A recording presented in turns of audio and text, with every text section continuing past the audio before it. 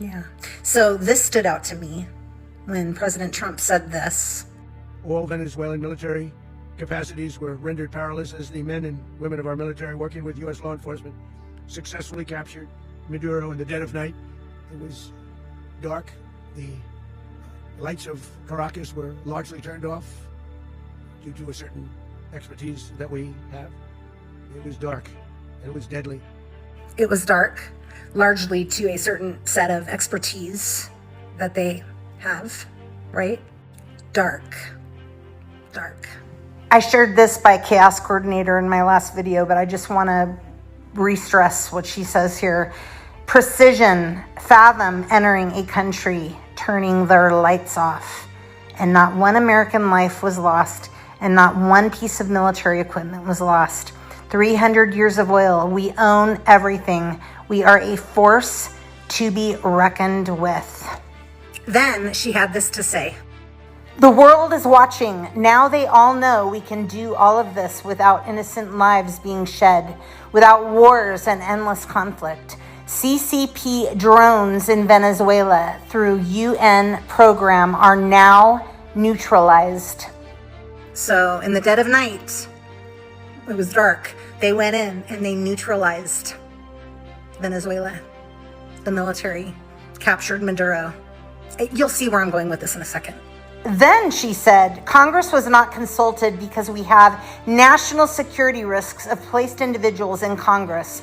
Facts. Remember, we have foreign sleeper assets in there. Foreign sleeper assets in Congress. Really bad muchachos. Yeah. Who have been working with other countries to slowly dismantle and help create a less safe, less sovereign United States of America. One of the ways they did this with Venezuela was by helping steal the you-know-what from Trump in 2020. A Venezuelan military intelligence whistleblower confirmed the CIA outsources you-know-what rigging technology like Smartmatic and Dominion from Venezuela.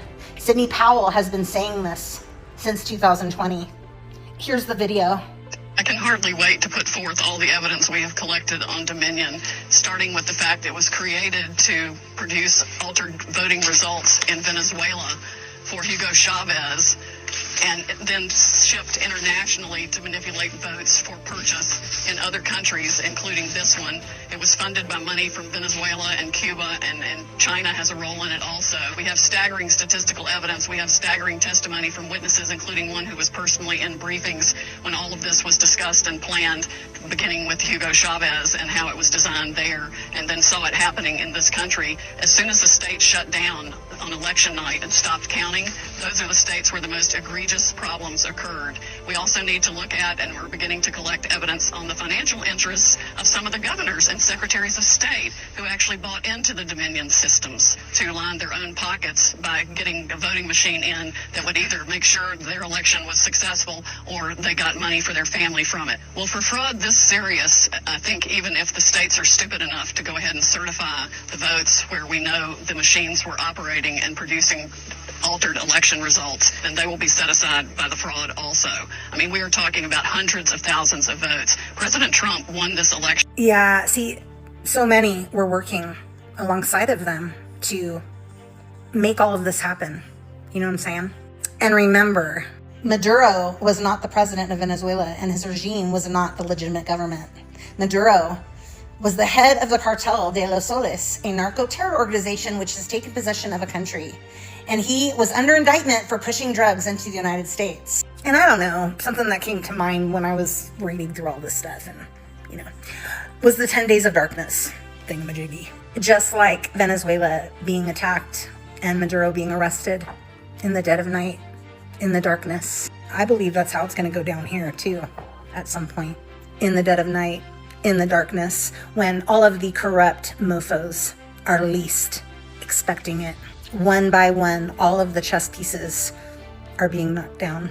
They're going after the big fish right now that helped sway certain things in this country, certain outcomes, certain demographics, certain financial means through certain substances that certainly hurt a lot of Americans and children.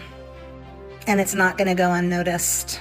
And there will be consequences. But in order to make those consequences stick, you have to go about it a certain way first. And that's what we're seeing take place right now. And they're not done. It's not going to end with Venezuela.